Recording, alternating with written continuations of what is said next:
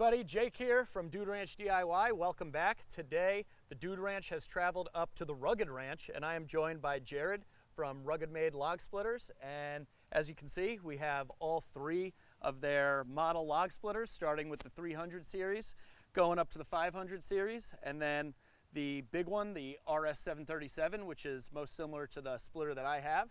And we're up here today to try out all three. And I'm really excited because I've never tried out your three main machines. I've only ever used my machine. So we're gonna throw some wood on and split some firewood, I guess. Yeah, Jake, it's great to have you up here. We've been looking forward to this visit for a while, and so we got all the machines out, we got wood to split. I think it's gonna be a good time. Cool, let's talk about some of their features and then we'll fire them up. So we know you're most familiar with the 700 series, so I thought we'd dive in with the RS322. Like you said, it's kind of the little brother, and it's got the log lift, it's got the catcher tray, and let's throw some logs on there and see what happens. Yeah, I'm looking forward to trying it out. So the 322 basically came about because a lot of people were looking at our 700 series, but they just didn't always need something that big. I mean, you're in the tree service as a professional. I know you're doing some firewood sales, so the bigger machine maybe is the right fit for you, but we had folks who it's really just to do a little bit of home heating. So that's why we came out with this, but the goal was always to try to retain most of the cool features and the ergonomics that made the 700 a success. Yeah, it looks like it. It is, it really is just kind of a shrunk down 700 series. Log lift, catcher tray, comes standard with the 4-way. And of course you got your dual valve setup. This is one of our newest versions where we've added this feature where you can kind of dial in the valve platform the way you like it. Yeah, I really like that feature. Can it be spun the opposite way too? Not on the fly. So you sort of, when you're assembling it, you decide then how you want it, although you could go back and reconfigure it, but it's meant to pretty much stay that way once you've set it up. But yeah, your options go to the extreme of facing that way 90 degrees. This 45, my personal favorite, whichever side you angle it at. Yeah, the 45 makes it nice and ergonomic. And the reason I asked if you could switch it the other way, I know that a lot of these you can switch the log lift. Yes. And based on how you plan on seeing your wood yard being laid out. Yeah. So it only makes sense to be able to switch this the other way. Yeah, I mean, some of the things that we know from operating ourselves and from feedback from customers is, are they operating it alone or with friends? Sometimes if you're operating it alone, you might want the valves angled to the same side as the log lift so you can load and control the levers. Other people are tag teaming. One guy is loading, someone else is running the valves. And then we also have folks who just have a preference for whether they're running the valves with their right hand versus their left hand, and which hand is on the log. Absolutely. So this basically gives them that flexibility. Yeah, but it can still be in the original position. I know on your machine it's just pointing straight forward down the center line. Right. That's still kind of the default position. But I like the 45 to one side or the other. Yes. No, I can definitely see that being a nice feature. Yeah. And you'll get to try it out in a minute. Can't wait. And as far as tonnage, we call it the 322. It's a 4-inch inner diameter cylinder. Okay. It's got kind of a trunnion mount, so as you can see the back of the cylinder is hanging out, and that just makes for a more compact machine. And still has what we found plenty of power unless someone's tackling some really big gnarly stuff, more commercial stuff, or someone dropped off the stump of some tree they pulled out. This isn't really designed to get through that stuff, but the kind of stuff we're splitting today I think is very typical for what people are splitting for firewood, whether for business or for personal use. Right. Now, what do you find a typical cycle time on a machine like this to be around? Well, let's fire it up and you can see for yourself. We did give it a large diameter rod, and this one is more the premium package. It's got a 10 horsepower engine turning the 16 gallon per minute pump. Okay. It is also available with a 6.5 horsepower engine with a 13 gallon per minute pump. So that's definitely going to change your cycle time based on your flow rate. But this one is going to be the faster machine, so I think we'll probably see some pretty quick cycle times. Cool. And I think we should just break out the clock and see what we get in real world conditions. Yeah, let's do it. All right. Here we go.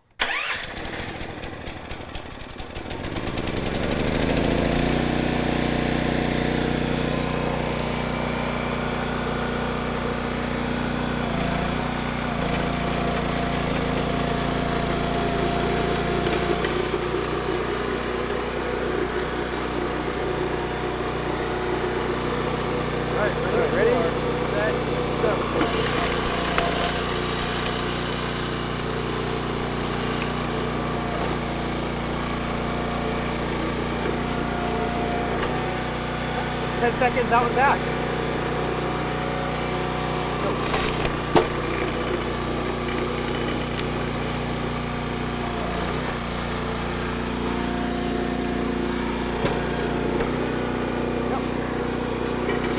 just under 10 seconds out and back.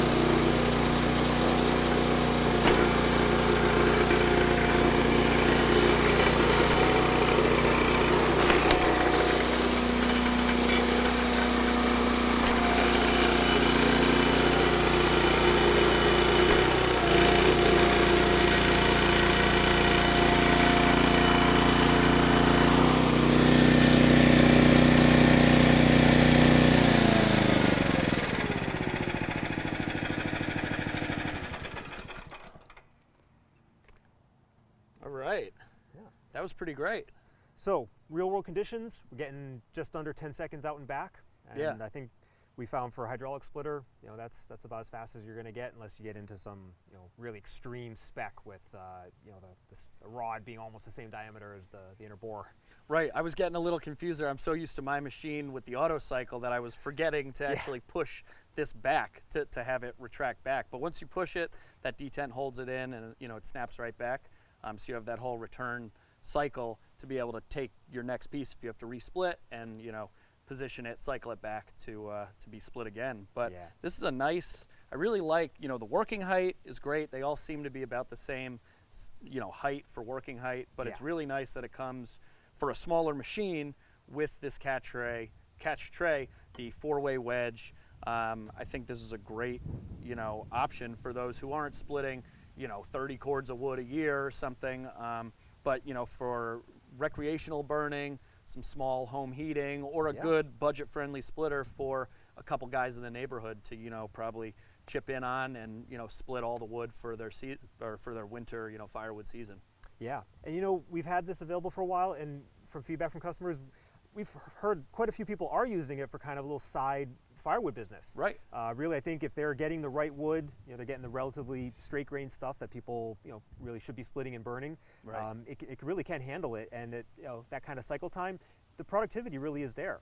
Oh, I'm sure, especially if you have a second guy, like in this instance, feeding the log lift. You don't really ever have to stop beyond dropping that thing down and raising it back up to load it.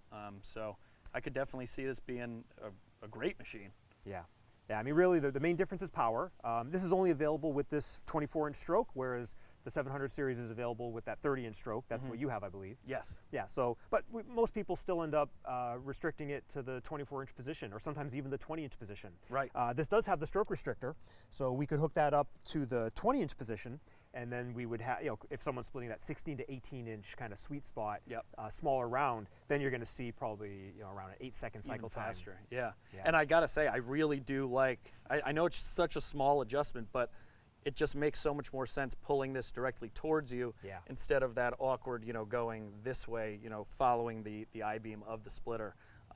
Being that it's the first time I'm using it, it's really nice, especially without the auto cycle having to go back and forth. It's basically, you're pulling it twice as much.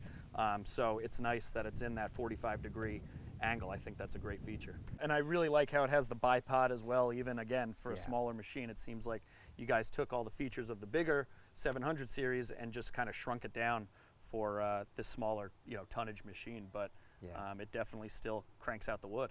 Yeah, basically our goal was to try to bring those kind of pro-level features down to a machine that's a little more compact, a little more affordable, and just make it more fun, make it more convenient, and maintain that productivity. Also why we offered it with the bigger motor. When we started out, it was only available with the smaller motor, but again, we do have people running small firewood businesses with this machine, and they wanted a little more cycle time. Yeah, it seems like you nailed it. A little less cycle time. Right. More speed. More speed, less cycle time. Yeah. All right. So now you've operated 322, and I think the only other machine that you haven't seen before is our 500 series, so Yes. why don't we move on to that? All right, let's check it out. So the 537, the machine that started it all for RuggedMade. It's your traditional horizontal vertical splitter. Have you ever operated this format of machine? Yes, actually my first log splitter was an old, I think it was like a Troy built horizontal vertical that my first major welding project was to build a slip-on 4-way wedge for it, but I see that's already something that you have on here. Yep, comes standard with the wings. They're bolt-on wings. Yeah, and I think it's a great splitter for those who might be like working by themselves or don't necessarily need the log lift. That way, when you have a bigger round, you can just flip it up and save your back a little bit. Yeah, well, I figured today we'll try it in both configurations. We'll start out horizontal, and this is 24-inch stroke. It's got the 5-inch ID cylinder, so this is your typical rated for up to 37-ton splitter.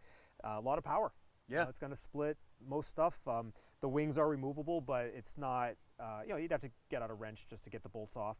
So generally, we wanted people to not have to take them off constantly. So it's got plenty of power. Hence the higher tonnage. Yeah, so it'll get through most stuff, and then I think these rounds aren't too challenging to split. But if it was something a little greener or stickier, Elm.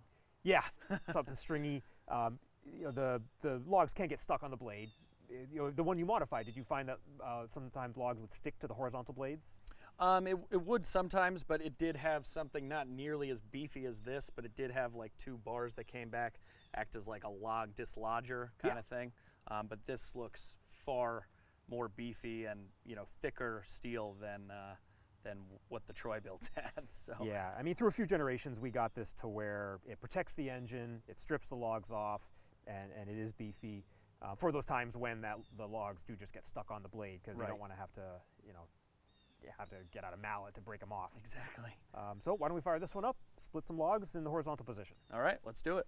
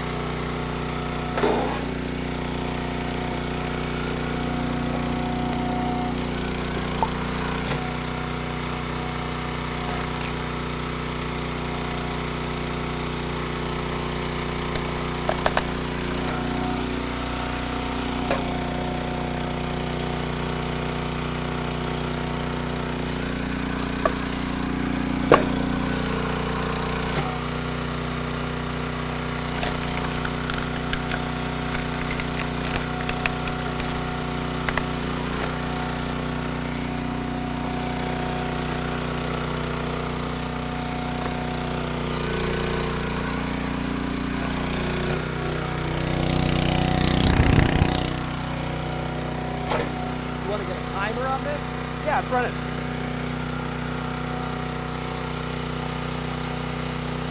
All right, ready, set, go.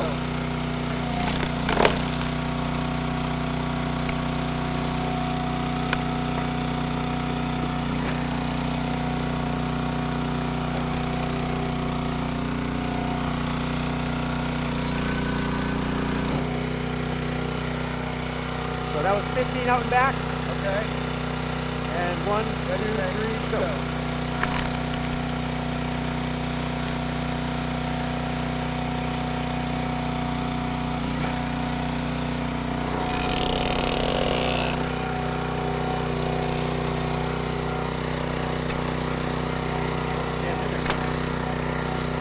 I'm going to send it out more.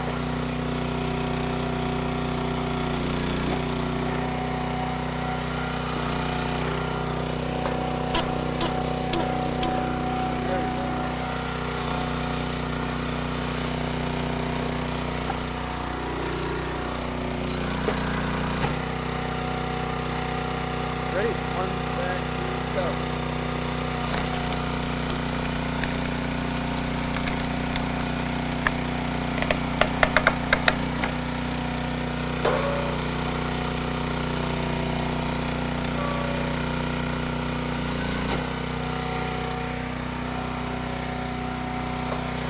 Another 15 seconds out of that. Flip it up, kill it. Let's kill it for a sec.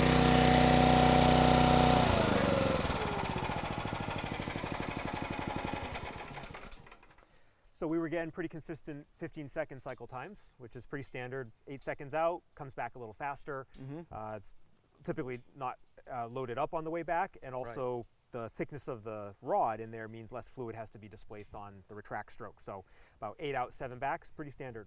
Gotcha. Yeah, that was nice. I really like the 4-way wedge, and I didn't think that this thing was going to be used as much, but that wood really does with the 4-way kind of get stuck to it, and then but this thing is nice and big, so it both protects the motor, but it also acts as a really nice way for the wood to just be pulled off, so you don't have to really fight with it too much. Yeah, I mean, this ended up being kind of a stringy, sticky piece, so it did come in handy to knock it off. Yeah. A lot of it comes down to how long are people going to season their wood for, Right. How straight are the logs, what is the wood type, but that's where that'll strip it off, and enough power to get through it. Now, since we're doing kind of a compare and contrast today, what do you think of the difference between how much handling you had to do per split? So this one, definitely, I feel like you do have to handle it a little bit more, especially if you're going to be by yourself. In this instance, having you here, it was nice because when you do split that, the wood either is going to fall on the ground or it gets pushed off over here. You have to pick it back up. So having that catch tray is nice, but it's definitely not necessary. And I think I guess we'll see in a little bit, once it's up in the vertical position, all the wood's gonna already be on the ground, and you're likely, kneeling or kind of sitting on a 5-gallon bucket kind of thing. Yeah. So the bending over isn't really a factor as much anyway. So it's been quite some time since I have used a vertical splitter, so I'm excited to see how this one does, because as I mentioned, I made a 4-way wedge for mine, and it was a little bit janky. So I'm looking forward to see how this one performs. Yeah, but I would say a janky 4-way is better than no 4-way. I'd have to agree with you. All right, so let's flip it up and we'll do a couple logs in the vertical position. All right, cool. Now, can you show me what all is involved in flipping it up? The first thing we want to do is make sure that this leg is down. Of course, the rear leg would be down so the machine's stable, but it's not best practice, but you could have just maybe moved this around the yard and forgot to deploy this leg, and you could get away with that as long as you're not splitting some really heavy logs here. Okay. But before going to vertical, you definitely need to lock that leg in the down position. So that leg is for the vertical orientation. Well, I would say it's really necessary for all splitting. For both? But Okay. if you're splitting light logs, I mean, this thing is heavy enough that it wouldn't tip just because you didn't have that leg down. Right. But it should be down for all situations, and it really has to be down because it would block this from pivoting. Gotcha. Okay. So that's already down. So all we need to do is come over to this side. We got a handle for lifting. All right, let's make sure our area is clear. But yeah, shouldn't. It's basically going to land right there, so we're good. Okay. Mainly, that's spring release, spring loaded pin. We're going to pull as we lift it, and we also just want to kind of prep our hoses so that they're not going to catch on anything. Okay. If they were like that, they might hook on the beam, and we want to make sure it goes up smoothly. Gotcha. And so just pull that, lift that. Like that. Oh, what did I do wrong?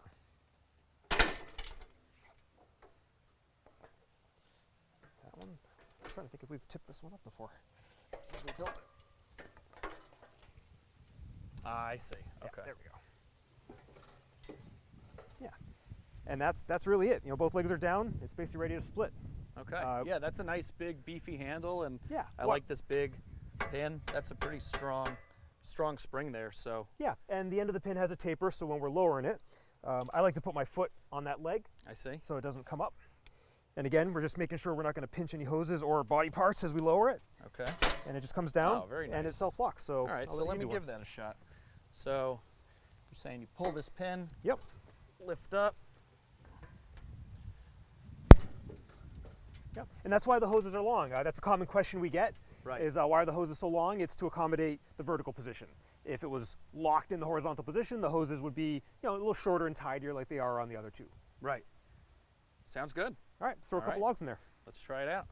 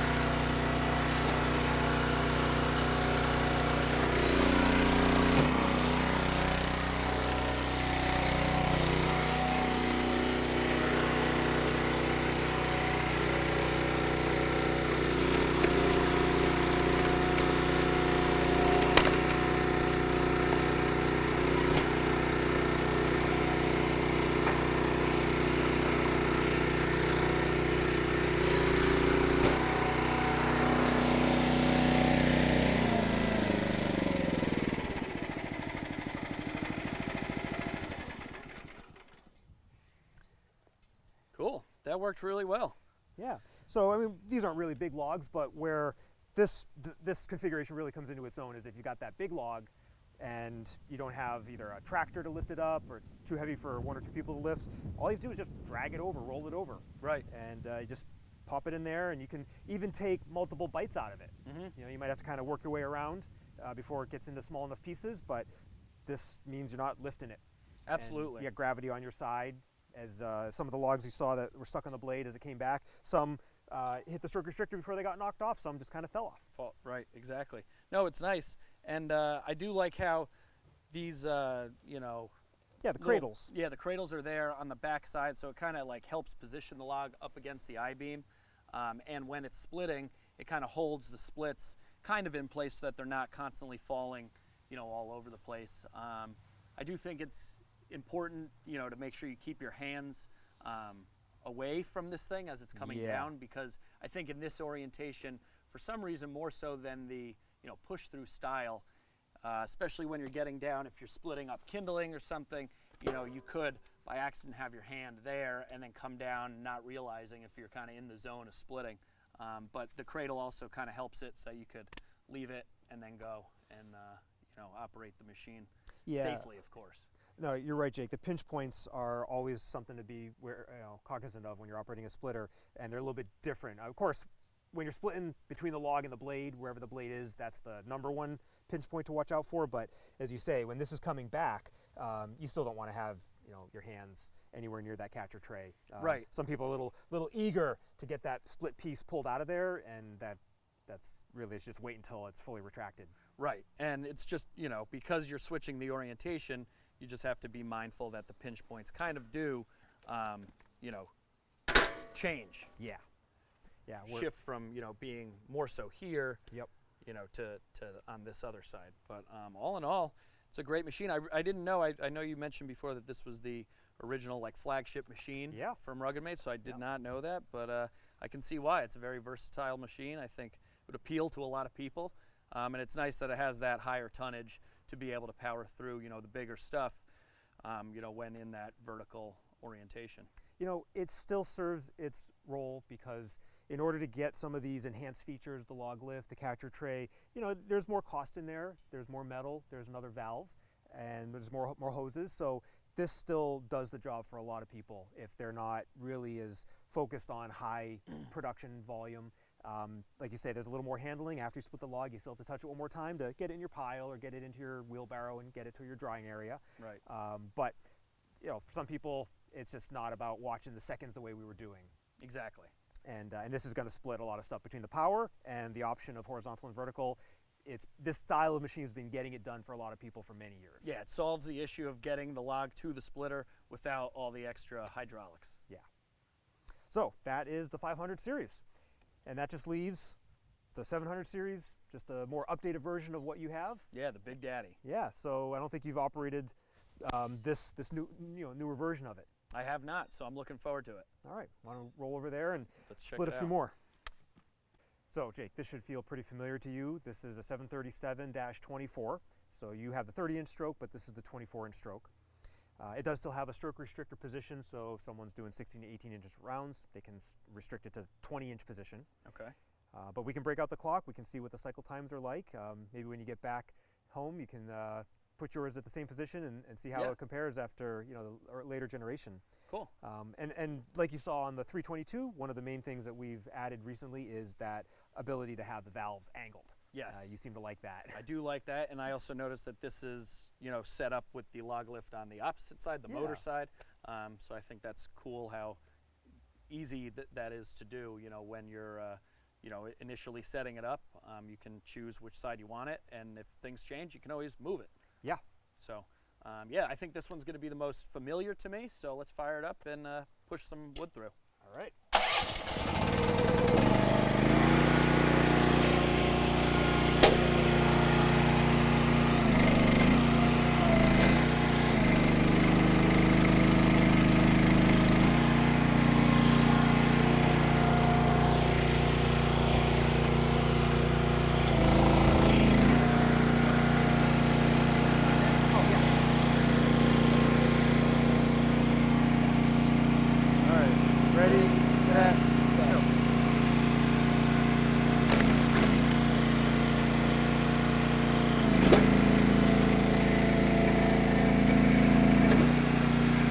That was 9.5. Ready, set, go.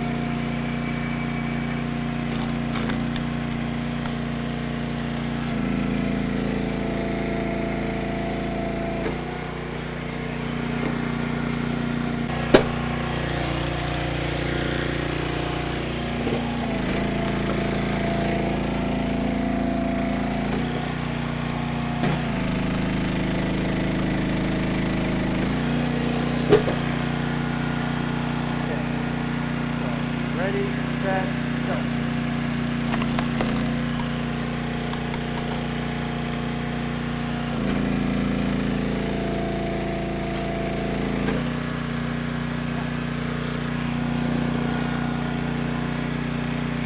Ready, set, go.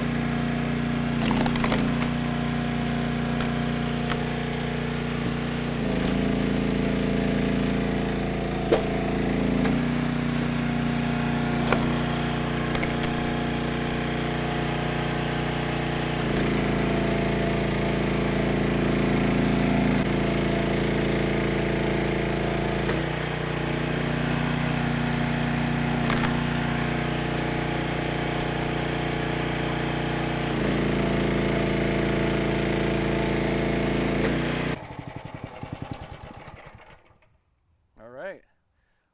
Well, that seemed familiar. Yeah. Other than the valve, Other than the valve, a little more, less muscles required to shift those levers, right? yeah, exactly. No, but I mean, this is a great machine. Obviously, the RS737 is near and dear to my heart. Yeah. It's got all the features of the 300 series, but in a slightly larger package with a little more oomph. And it's a great machine, and that's why I choose to use it day in and day out. Yeah. So in terms of cycle time, we were getting pretty consistently sub 6 second out and 3 to 3.5 seconds back. So we were doing full cycles in under 9.5 seconds. Yeah. And the standard spec on all the 700 series, regardless of what cylinder or stroke you get, is like a 420 cc, 390 to 420 cc engine running a 22 gallon per minute pump. And then as you saw when that rod extended, it's the same cylinder you have. Yep. So other than 24-inch stroke versus 30-inch stroke, and that allows the retract to shave off entire seconds by having to move less fluid because of that oversized rod. Absolutely. And that's why I think whether there are plenty of homeowners who are running this machine because they value their time, but people doing firewood for either on the side or as a full-time business, the speed, the productivity of this is really what they want. And they don't want to give up the power either. Right. And we do have the 728 version, which is kind of like a nice in-between. It's still lots of power, but it's even faster because even that same pump and engine package has to move even less fluid. Yeah, I mean, something's always got to give. But yeah, I mean, this is a great machine. It's nice getting to use one like totally stock and seemingly brand new. Yeah. And it's a great machine. So. Yeah. So got to do the whole family. This has been a really great opportunity to have you come up and visit and break out all the different models, kind of do a nice side by side, something we've been wanting to do for a while, but it's a rare opportunity to get a pro like you in to get your real world feedback. And absolutely. Especially the fact that you've been running the 700 for years. Yeah, no, this has been a great opportunity. It's something I've been wanting to do, was try out your whole fleet for a while now, and now I can honestly say that I have. And I think all the machines have their own unique niche, so to speak, for the consumer, and they all do an excellent job of producing a lot of firewood pretty quick. Yeah, depending on what someone's trying to do, how much wood they need, what kind of wood they split, what their budget is. We try to have something that'll work for them. Yeah, there's a machine for everyone. So Jared, that was a lot of fun. Thanks for having me up here to try out all three of the splitters. This is great. I think they're all great, and I really enjoyed. Yeah, so I appreciate it. It's great to have you come visit, and hopefully we're going to make a few more videos and have some more fun. Absolutely. Definitely, we're going to be making some more videos while I'm up here, guys, so be sure to check them out over on the RuggedMade YouTube page. So if you haven't already, check that out. Head on over there and click all the buttons, like, subscribe, comment. And as always, guys, I'm Jake. I'm Jared. This is Dude Ranch DIY. Thank you very much for watching. We'll see you here next time.